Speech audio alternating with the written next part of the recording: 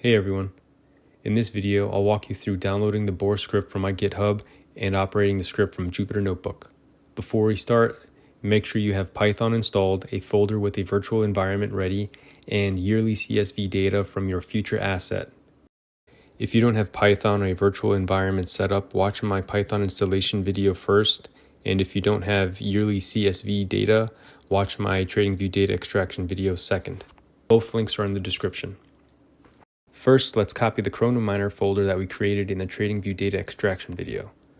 This will keep our virtual environment intact. Then simply rename it BOR. Open the BOR folder and delete the ChronoMiner script and delete the raw data folder. Next, go to the GitHub link in my description.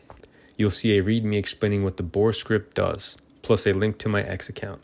Feel free to follow me while you're there. Next, click the bor.ipynb file. Select the three dots on the top right and download it. Save it inside your new BOR folder. Now let's go ahead and launch Jupyter Notebook. Press the Windows key, type CMD, and hit enter. Navigate to your BOR directory by typing cd BOR. Hit enter. Activate your virtual environment by typing venv/scripts/activate.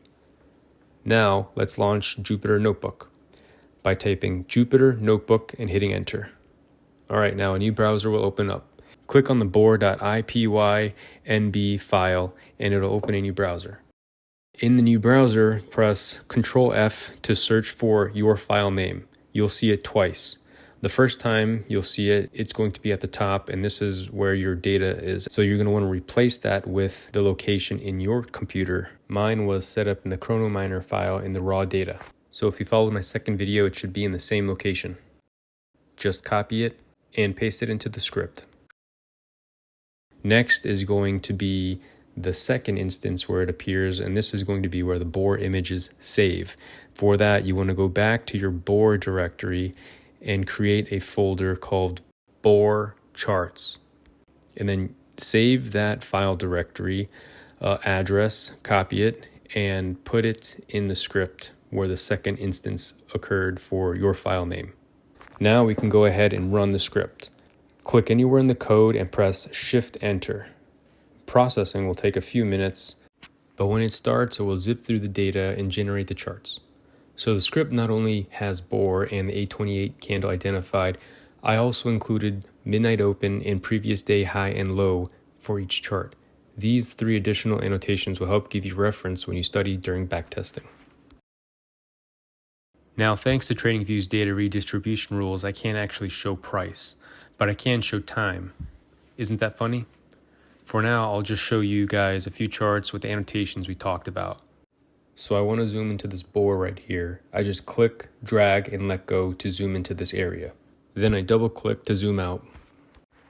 Alright, just scrolling past these charts so you guys get an idea. I'm going to go ahead and adjust my window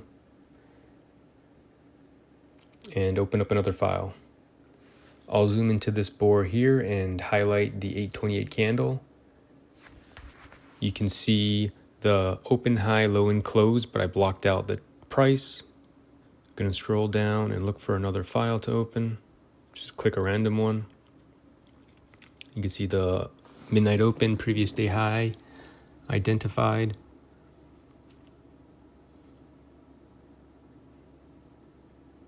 Zoom in, you can see where price is. By default, we go from 7 a.m. to 12 p.m. in this script, but you can adjust by dragging the x-axis, which is the time axis, and it will show you the whole entire trading day. And then you just double click to go back to the 7 o'clock to 12 o'clock time frame. I'll just play around with it so you guys can see. And that's it for this video. I hope you can put this to use in your own backtesting strategy. In the next video, I'll be releasing the first presented fair value gap backtesting strategy with script. So stay tuned and don't forget to like and subscribe.